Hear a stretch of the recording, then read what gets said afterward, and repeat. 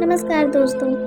एक बार की बात है, एक गाय घास चरने के लिए जंगल में गई। शाम ढलने ही वाली थी कि उसने देखा एक बाघ उसके तरफ दबे पांव आ रहा था। वो डर के मारे इधर उधर भागने लगी कि वह बाघ भी उसके पीछे दौड़ने लगा।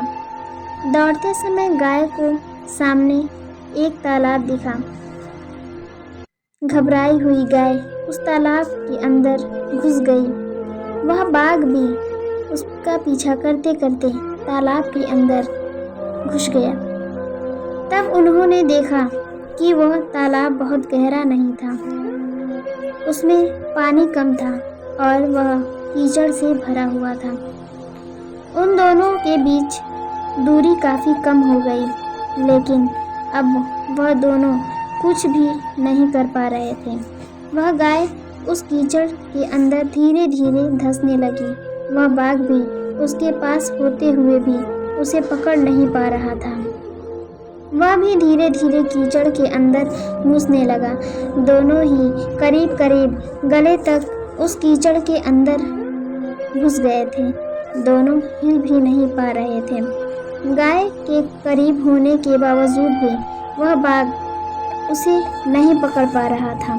थोड़ी देर बाद गाय ने उस बाघ से पूछा कि क्या तुम्हारा कोई गुरु या मालिक है? बाघ ने घबराते हुए कहा, मैं तो जंगल का राजा हूँ, मेरा कोई मालिक नहीं है, मैं खुद ही जंगल का मालिक हूँ। गाय ने कहा, लेकिन तुम्हारी उस शक्ति का यहाँ क्या उपयोग है? तुम भी तो फंस गई हो और मरने के करीब हो। तुम्हारी हालत भी तो मेरे ही जैसे है। बिल्कुल नहीं, मेरा मालिक शाम को घर जब आएगा और मुझे वहाँ नहीं पाएगा तो वो ढूंढते हुए यहाँ जरूर आएगा और इस कीचड़ से निकाल कर मुझे अपने घर ले जाएगा। पर तुम्हें कौन लेकर जाएगा?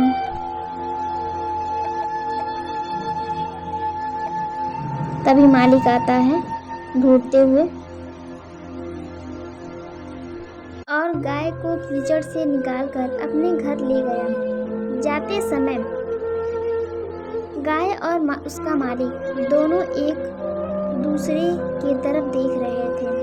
वह चाहते हुए भी उस बाघ को उस कीचड़ से नहीं निकाल सकते थे, क्योंकि उन्हें अपनी जान का खतरा था।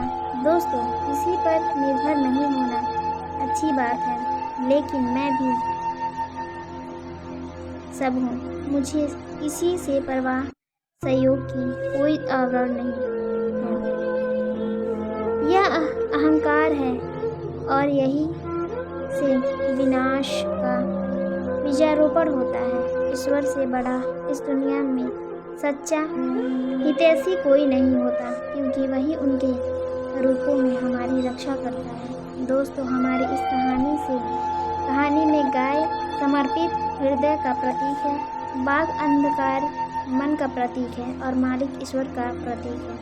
कीचड़ यह संसार है और यह संघर्ष की लड़ाई है। तो दोस्तों कैसी लगी हमारी ये कहानी? और नए कहानियों के लिए हमारे चैनल को सब्सक्राइब करें।